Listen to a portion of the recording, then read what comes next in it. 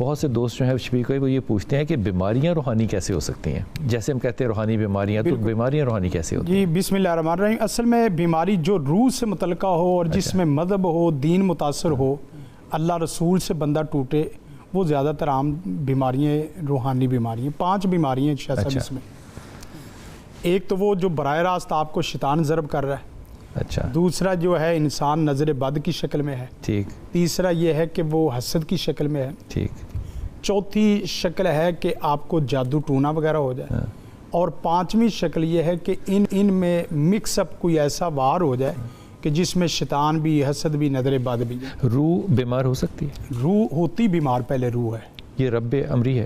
رب امری ہے، یہ بھی بیمار ہو نہیں جائے؟ رب امری ہے، لیکن دیکھیں آپ کا وہ قالب تو ہے نا، کہ جہاں روح ہے وہ دل ہے، دل گویا کہ قالب، دل کے اوپر جو چیز ضرب کرتی ہے، اثر کرتی ہے، وہاں روحانیت متاثر ہوتی ہے اور ایمانیت متاثر ہوتی ہے، اور روح میں ہماری توجہ کسی آدمی کی طرف نہیں ہے۔ آپ دیکھیں کسی آدمی سے پوچھ لیں کہ اعمال قلوب کیا ہے، جو روحانیت کے بنیادی اعمال کیا ہیں، وہ بہت کم لوگوں کو پتہ ہے۔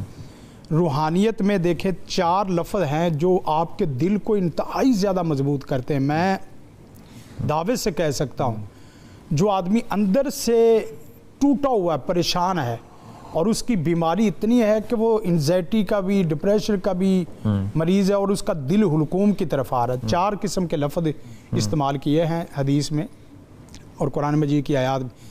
اللہم اجعل فی قلبی نورا، اے پیارے سونے رب میرے پورے دل کو سارے نور سے بھر دے۔ اب جس دل میں نور ہوگا نا، اس دل میں اندھیرے اور ظلمات نہیں۔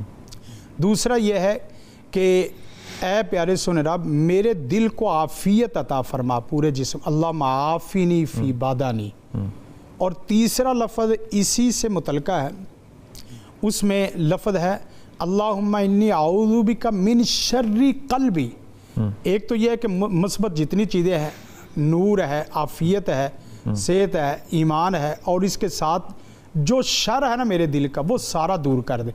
آپ کو جب آپ اس کو روحانیت سے جوڑ رہے ہیں؟ یہ روحانیت سے جوڑ رہے ہیں۔